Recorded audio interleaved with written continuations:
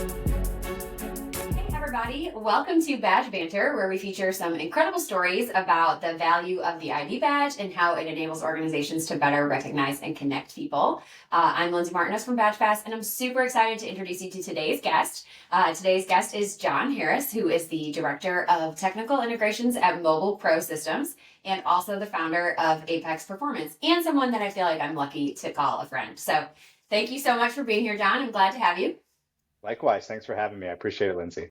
Absolutely. Always fun to have conversations with you. But before we dive into kind of the meat of today's discussion, can you just tell us a little bit about yourself and your current role and what you do with Apex Performance from a coaching perspective as well? Yeah, absolutely. So I've been in the security industry for about 20 years, and my first job I ever did is actually not too far down the road from the office I'm sitting in right now at University of St. Thomas, where I graduated from. I started my career as a security officer on the third shift, spending the first 4 hours of my evening locking all the doors on campus. I had a key ring with about 45 keys on it, and the second half unlocking all the doors so that the student and faculty could get in the morning. So little did I know that at 21 years old, I would gain this massive appreciation for electronic access control and badge access because of what I was doing, tramping up and down this campus in St. Paul, Minnesota. But so that's where it started. Did a lot of stuff along the way. Was a security manager, a technology project manager, kind of on the end user side, and then I transitioned into the technology side. First working for Linnell as a business development manager, and then got into product management, product development, and a bunch of different stuff. Did some consulting, and then the last couple of years, I've been focused on technology partnership development and strategic product development and go-to-market strategy. So today, I'm with a company called Mobile Pro Systems, and they make different types of security technology that you can deploy in places that are really hard to both power and communicate with or communicate in with like high consistency and high reliability. There's really two forms of like product that we deliver. One is like a mobile security trailer that you might see with like municipalities, smart cities, law enforcement, border patrol agencies, like all over the place where they have trailers with a bunch of different stuff on them. And then we have these other kind of pole mounted units that may be at gate entries and maybe on light poles around a city. Those can have all types of different things on them as well, different sensors, cameras, etc. We have some that you can deploy card readers on at a utility station or a telecom station in the middle of nowhere where you got to put something that has to communicate over cellular network and have some reliable power, solar power, battery backup, those kind of things. So it's a new part of the industry for me. I've been pretty access control heavy for Mm-hmm. the majority of my career. So it's a fun opportunity to pivot into more of the video camera space, which I haven't touched in a number of years. Did a lot of that with HiveWatch, obviously, where I was at before, where they do a lot with video integration. But so I have the support and service and tech support team reports to me, and then I'm working on strategic partnership development and adding some more focus on strategic product development and roadmap development for the company. So awesome company, been around for almost 20 years, and so we're really looking forward to kind of taking it to the next evolution of the security technology atmosphere over the coming years. Awesome. Let me ask you this question because I was thinking about it when you said it out loud.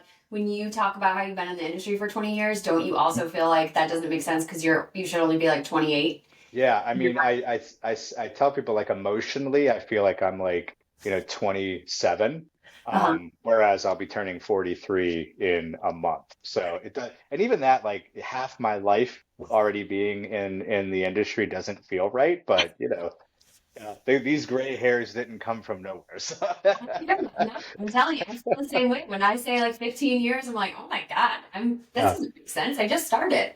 Hmm. So you also do a bunch from like a coaching perspective, and we're going to talk a lot about like culture and performance and stuff like that. Yeah. So tell us just like real quick, briefly, what you do with Apex Performance. Yeah, so about 4 years ago, for a long time I've been coaching and mentoring and helping others in the leadership, performance, and development space. And then I was at a company at the time where I didn't feel like I wasn't really able to flex that muscle, and I felt a little frustrated by the inability to be able to have a greater impact with what I felt was a core competency. And so I decided to develop a company and see if I could do that, independently of regardless of where I work. So I founded Apex Performance with a focus on delivering leadership and performance development services for the security industry. And so that's what I've been doing with Apex Performance for the last, 4 years or so. And so what does that look like? I've created an online community where we, like-minded individuals looking for personal development or kind of collaboration of high achievers and how to kind of take them from where they are to where they want to be, whether that's someone who's new to the industry, who's trying to figure out how to navigate through different roles and functions. They want to get into a leadership role and don't quite know how. They're in a leadership role and maybe it's not going great and they're trying to figure out how to both sustain and grow with what they have, or maybe they just need some help kind of figuring out what's next for them. And so I do kind of like keynote speaking where I come in and work with a team and either at like sales kickoffs or executive team offsites and that kind of thing. I have a podcast that you have been on where I Mhm. bring people on and interview them and talk about how they've navigated those kind of challenges in their career or developed themselves personally and kind of share best practices with them. And then I do, team and one-on-one coaching for individuals, as well as I have content, workshops, online content and things like that within the community that people can have access to. I just submitted today a submission to Accelerize, which hopefully gets accepted. And so those are the kind of things I do. Speak at GSX, Accelerize, ISC West, and other places as well. Really focusing on this topic matter. Well, I love that. I mean, I think that's where you and I have always found a lot of synergy and kind of how we started a friendship was I think you and I share a lot of the same sentiments and energy around like culture and performance and leadership. And I think we think similarly sometimes when it comes to those particular topics. So, but let's start a little bit by talking about culture and performance. And these are obviously two things that I hear you talk a lot about with guests on your own podcast. Mhm. But what advice would you give to security leaders who are looking to like really build resilience or build like a really strong and resilient team? I think the first thing is you got to understand what kind of team you have.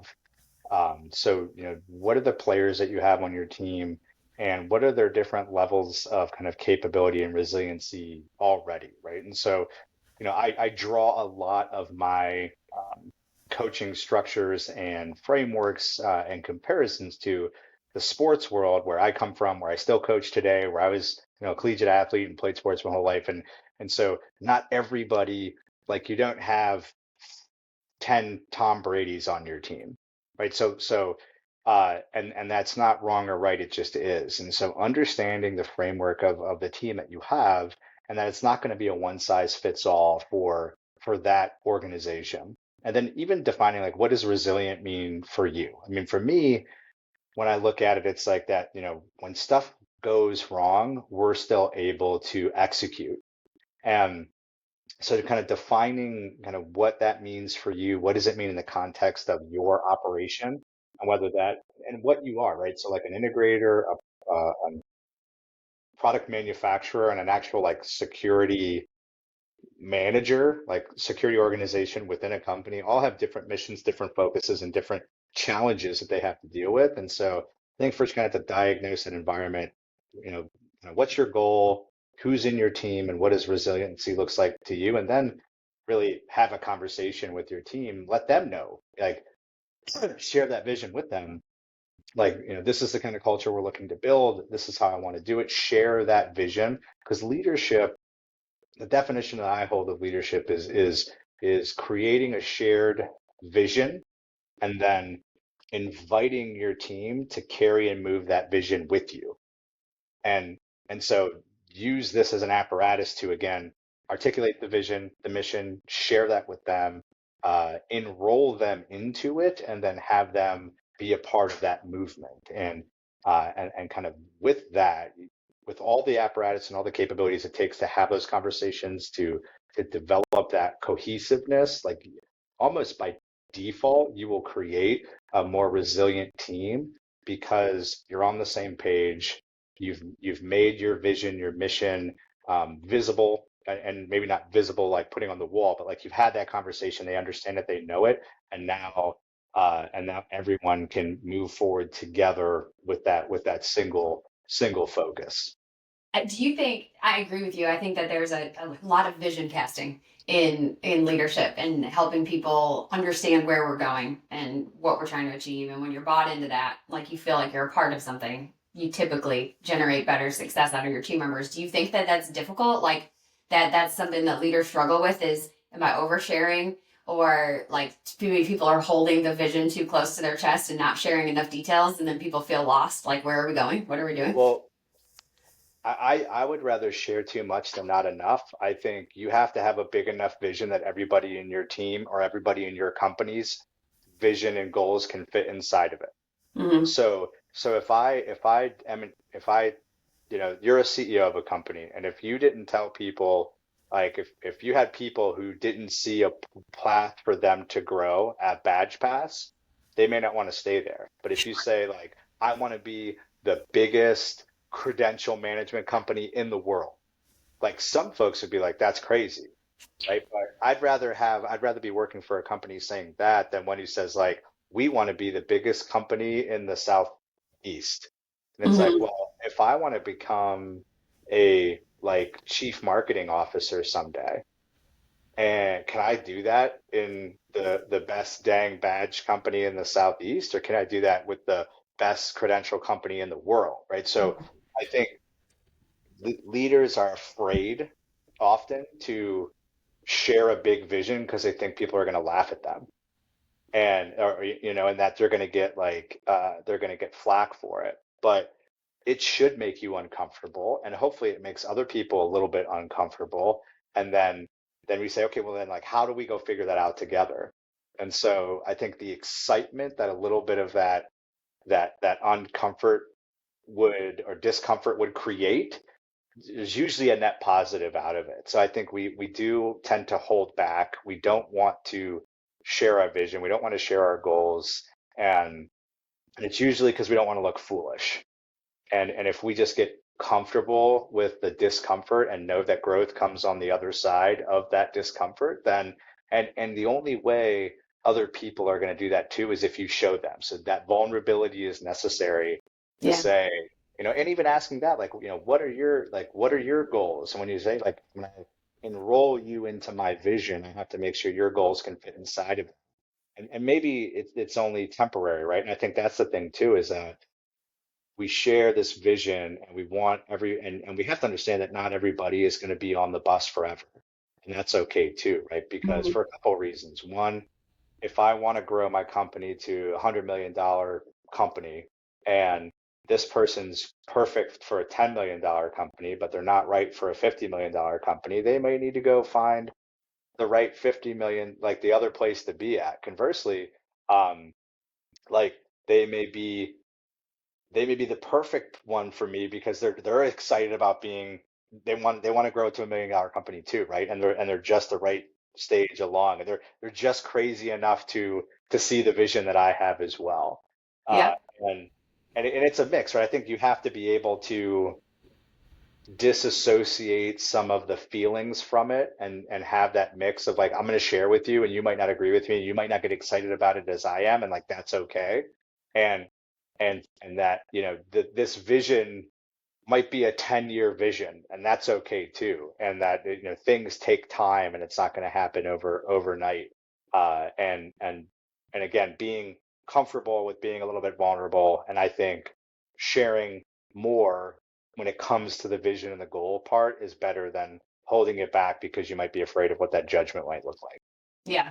No, I think that's great advice. And you're right. I mean, it is a two-way street though, too. So, like your team members have to understand and be excited in some element of how their own personal goals fit in and align with the company's goals, in order for it all to work out. So I think that's good advice for sure. Um, Shifting gears kind of a little bit, but still kind of thinking about the people side of it. But you kind of look at not just our industry, but like society as a whole and evolution of technology in our industry and other industries, as technology continues to advance, do you think that like the human factor of organizations and companies is becoming more overlooked? Or do you think that because of the evolution in technology, the human component to our organizations is more important than ever before? I mean, I think it can be both, right? I think it becomes both overlooked, but it's also continuously important. So I think, it's one of those things where, well, I'll give you a great example, right? Like you expect when you call a help desk that you're going to get a robot, right? And so, but if that robot's going to help me solve my problem that quickly, I may prefer the robot because I just want an answer. But when it does it, I want a human because when I want to be able to talk to somebody, I want to talk to somebody, right? So there, I think it can be both, and I think we're seeing in our industry the massive impact of large language models, analytics, automation, cloud technologies. None of this being new, um, and the the people part of it is so critical because you still need the people who know how to sell it, who know how to talk about it, who know how to maintain it. And ultimately, at the end of the day, like one of the at Mobile Pro, one of the things that sets us apart is that right across this wall that you can see off camera is our service and support team. And one of our critical differentiators is that you call, you get a person who's going to walk you through diagnosing everything about your platform, right? So like the personal touch, I think still matters and even can matter more today because we're so used to not having it. Like when's the last, I think you even, example, you sent me a copy of your book with a handwritten note in it, right? Like that matters. That's memorable. It's impactful. And so I think it kind of depends on like what we're doing. And I think we need to make room for both. And it's not a one's wrong or one's right. It's when to use what and when that personal touch still matters and still is critical. Yeah, I think that a lot of times in the customer experience is where I feel like right now at Badge Pass, we're trying to like over humanize things, like Mm, over personalize it to create like next level customer experiences. To your point, we do something similar when a partner calls in. We ensure it's my goal that you get support from one of our best support people, like top line support people on the phone. Not we call you back, but on that call at the time it's happening. And yeah. I mean, that's an investment on our end to have the staff and the team there to answer phone calls all the time. But how much better is it for me when I call someone and I get the answer and the support that I need right then and there rather than like, oh, someone will call you back when they're available? I realize it Mm, can't be perfect. That can't happen 100% of the time, maybe. But if that's the rule and the other is the exception, that's a much better experience. And the more you automate things and make things electronic and use technology, you lose some of that like human element of it too. And so it's interesting trying to strike the right balance for sure. right. So, Absolutely. man, well, let's kind of shift gears and talk about the industry. So, I can't have you on here and not talk about badges. Like, goes without saying that at some point we're going to talk about badges. And so, well, what do you think? Like, you kind of look at things. You and I have had this conversation numerous times, even previously, like last year, you were on Badge Banter and I was on your podcast. So, we've talked a lot about mobile credentials, physical credentials, but just looking at how organizations kind of view ID badges and physical credentials, like what do you think has been a shift in how companies think about those over the last few years? Well, I'll start with maybe the individual versus the company, then I'll talk about company. I think one thing, a trend that I've noticed is um, the association with like personal brand and identity to the physical badge of a company is something that is showing up more and more. And I'll tell you what I mean by that. There's a whole generation of folks in every industry who are retiring. And when you look at like LinkedIn posts, retirees, what I often see is a picture of their company badge. And then it's this like nostalgic, like this was who I was, where I was, and where I was for so long. And Mm. it's this interesting, like this is a representation of not just like how I got in the building, but like this was me. Like This was me on my first day, and this was me when we rebranded from X company to Y company, and it's kind of like this like um, scrapbook of their legacy there.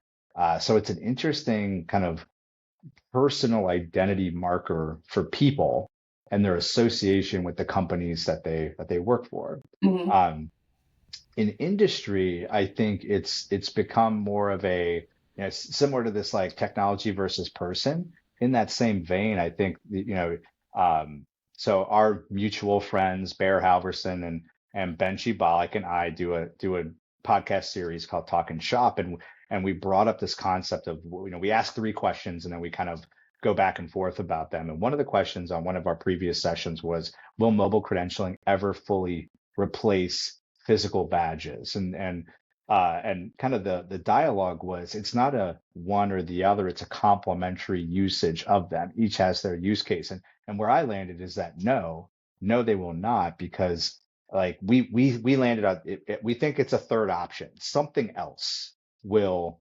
will do it, whether it's some sort of worn technology or it's my biometrics or something else is going to do it, because like, you know, it's not a one for one replacement. And so I think that's the shift, is that for maybe the last 5 years, it's a thought where it's like, well, your badge, it's so inconvenient, it's so stupid, and like, and like, why do you need it? It breaks all the time, and blah blah blah. Your phone, that's the next thing, where it's just like, hey, what do you want? What do you prefer? Mhm. Um, Interestingly enough, because now we're seeing a pivot away from, like, people don't won't necessarily want to have their phone all the time. They maybe want to be disconnected. They don't want to be tethered to technology. And so there's this kind of potential momentum away, especially with some of the generation coming into the workforce or at the top of the workforce, right? So people who are more of in the retiring age, like they might need to have a smartphone. And so there's people at the younger age who are kind of rebelling against the like connection and the connected um, environment, and saying, I don't want to carry a phone all the time. I want to leave it at my desk. I want to do that. So it's now really user's choice, and I think that's a pivot to say, hey, we got to be able to support whatever the customer wants. And I still feel that in high security, kind of like high compliance, where I grew up, where I came from, the badge is always going to have to be the requirement, because visual identification is a necessity there. And I just don't see that changing. It's one of those, held beliefs that I just don't see in my lifetime, that that's going to be something, again, unless there's a third option, unless we just say, hey, my face, you have a reader that can read my face, and that's my credential. But there's still edge cases though. Like, there's no 100% solution. So I think the acceptance of that truth, I would say, or that kind of first principle of access control, no matter what our friends Rob Leidick and Phil Coppola and others who are the evangelists of the mobile credential, like, I think it's not an either or, it's an and more and more that we haven't even thought about yet. What I loved, so I'm going to touch on I'm going to grab my badge. Hang on. I took it off because it didn't match my dress. But we obviously wear badges here. So what I was interested, you were talking about like the human element of it, not just the like utility element of it, like I use it to open a door. But I wear this, like I have a certain element of pride, like people who are retiring and they post like this is the place where I work. Like I wear this to lunch, and like there's some element of like I feel like I'm a part of this organization, like I'm proud to wear the badge, whatever. We've been doing things where on our badge designs we personalize them a lot with like interest icons. And so it's funny to watch like conversations happen. Like mine is a book and an airplane and a golf symbol. And so like conversations happen in the kitchen, and like someone runs into someone and they're like, oh, what's the airplane for? Like, love to travel, or I didn't know you love video games, or whatever it is, where people are like connecting with each other on a more personal level. And like people personalize them. Like we wear pins on our Pins, yeah. lanyards, Let me conference. well, let me tell you. So I love this, and we should be talking about this more often. Let me give you like some. So when I worked at United Technologies, which is now Raytheon, in the early days, you would have your program. So if you were part of a program, so like we had NASA. And so we were on, so you would have different icons on your badge for the programs that you participated in, or you would have pins on your lanyard for the different programs that you were a part of or projects. So like when they were on the 787 Dreamliner or when they were on, so there was this pride of like, it was almost like, you know, your sash when you were either a Girl Scout or a Boy Scout, where it was like, look at all the things I participated in. Mhm. And so that was interesting. But one of the things that is often missing in just like culture, I wanted to go tie this back to culture, the human connection and like how do I like just like have a conversation with somebody. So if I looked at your badge and was like, oh, you have a soccer icon. What's that about? It's like, oh yeah, I love soccer. Or my kids play. Like the human connection that would just be organic based on emblems that you can put on a badge that also creates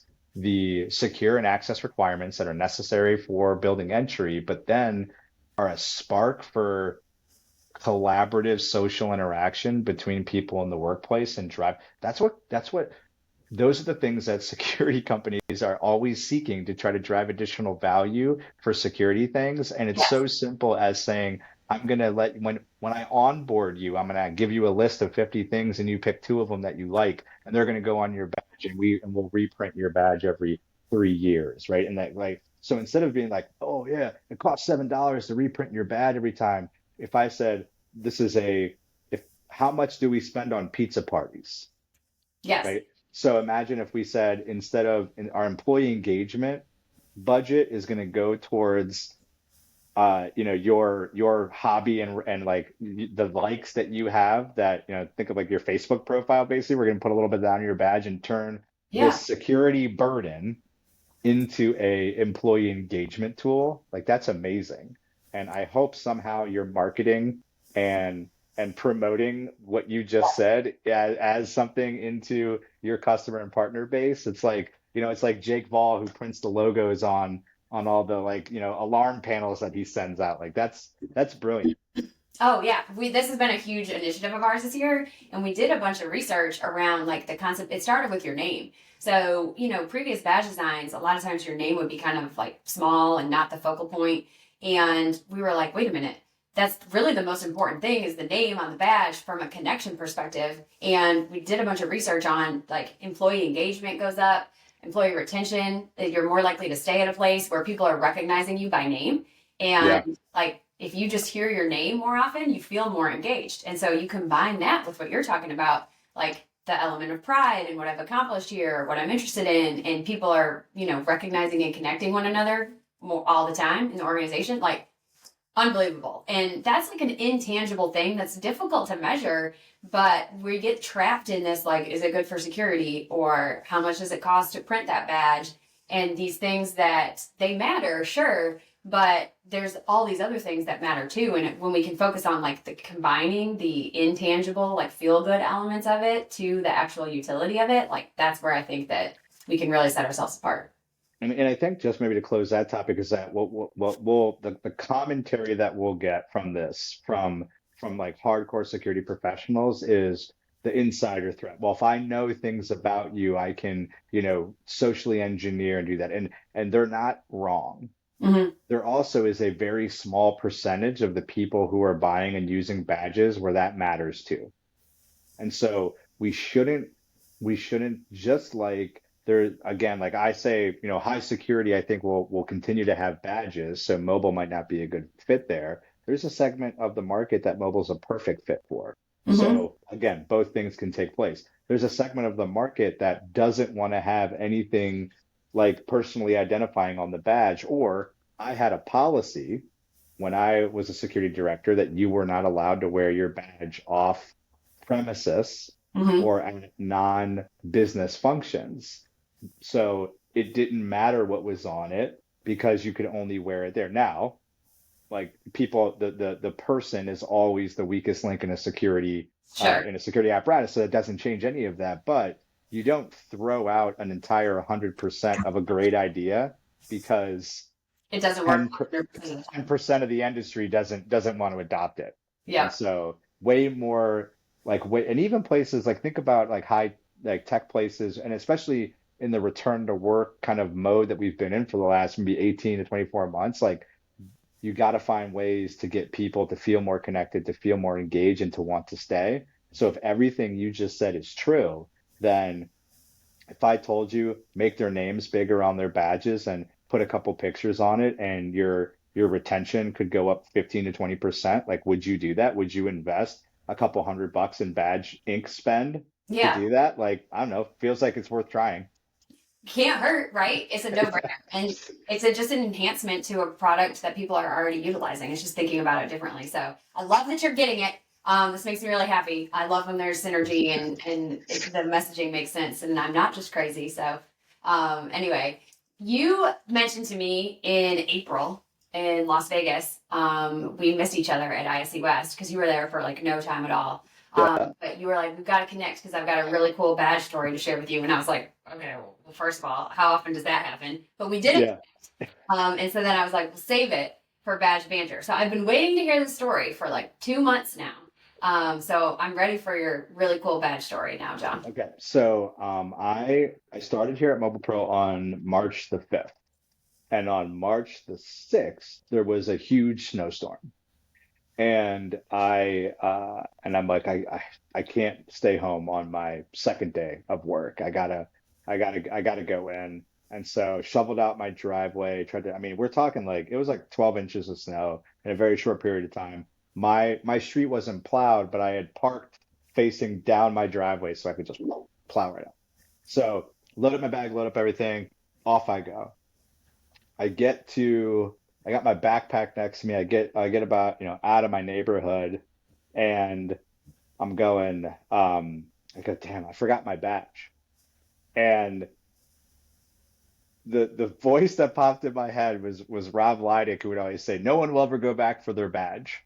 And I'm like, I mean, I'm brand new. I don't know anybody at work yet. If I get there, like, I don't know if everyone's gonna be able to let me in. I'm like, I gotta go back for my badge. Like, I can't, like, I gotta have it. I don't, and part of me was almost like, and I have to prove Rob wrong that people will go back for their badge. I'm going back for the badge. So I'm pulling to like go through a neighborhood to come back around, and everything on my dash starts. Oh, actually, no. Let me get to that next. I back around. My wife runs out with my badge. I get stuck in the snow. And so now my wife is like, "Are you kidding me? I'm here. I'm having to push you out." So we're pushing out. A neighbor stops. I finally get my car out of the snow. I'd been like gunning it. So then I get out of the neighborhood, and as I get to a stoplight, um, all the alerts and alarms on my car start going off, and I'm like, "This can't be good. I've never seen anything like this before." And it's like getting hard to steer. And so I kind of pull into a neighborhood to pull around to go back to my street, and my car just dies. And I'm sitting here going, oh my God, when I was gunning my car, trying to get out of the snow, I ruined it, I broke it, all because I went back for my badge. It was like, damn it. Like, if I hadn't gone back for my badge, this would never happen to me. So I sit there, I get my car towed, blah, blah, blah, gets to the shop. Well, come to find out, like I had like a faulty alternator and some other things with my battery that had failed. And and it could have happened like at any time, this could have just died. I have to take the highway to work.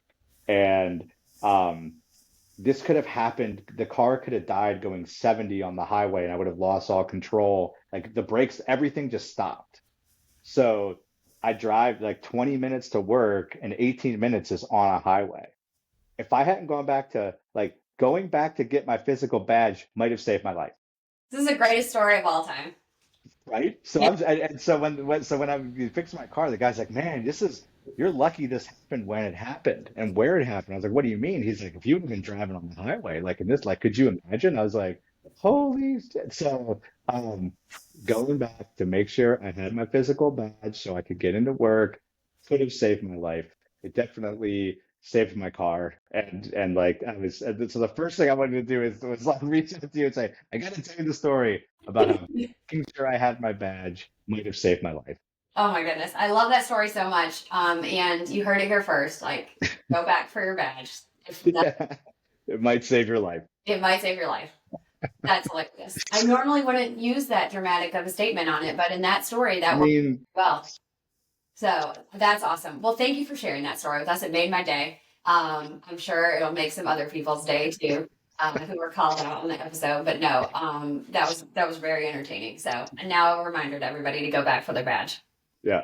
So we've covered a lot of topics today, and we could probably stay here and talk about the industry and badges and leadership and stuff for hours. But unfortunately, we just don't have time for that today. So I do have one segment though that is becoming quickly one of my favorite parts of season 2 of Badge Banter, which is Badge Blitz.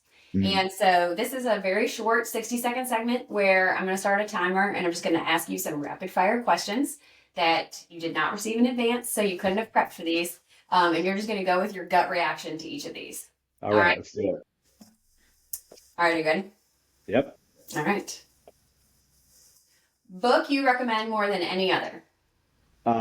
Extreme Ownership by Jocko Willink. I love that one. What's your favorite mental reset activity? Oh, meditate. Well, running, then meditation, but running first. Okay. Would you rather explain the difference between smart cards and prox cards to a toddler or to your grandparent? Oh man, a toddler. Me too. What's one gadget that you cannot live without? Probably my smartwatch. Probably my Apple Watch. All right. What's the first word that comes to mind when you hear the word legacy system? Legacy system. I want to say like Pro Watch. It's an act that's like there's a lot to that. Okay. It was like the first system I ever used. So and there's PTSD around it. So no shots to Honeywell. You guys are fantastic, but that's what comes to mind. That's fair. Okay. Well, good. Well, we ran out of time, but those were great answers. So I appreciate that. I also, actually, I'm thinking that what would be fun is if I tried to explain the difference between smart and prox to my toddler, and then also tried to explain it to one of my grandparents and recorded the difference in the. Yeah. I'm just thinking that like the questions that I would get from my toddler would be more entertaining. Yeah. Well, most of mine would just be why. Yeah. So Yeah. anyway, that's potentially a future badge banter episode. Maybe we could try that out one day. I think it'd be a great one. I think so too. Well, thank you so much for being here today, Jon. I always really appreciate your insight. Plus, you're just a lot of fun to talk to. But thanks so much for joining us. I've really enjoyed catching up with you. Likewise, my pleasure. Thanks for having me. And to everybody else, we hope you'll join us next time as we take you beyond the badge.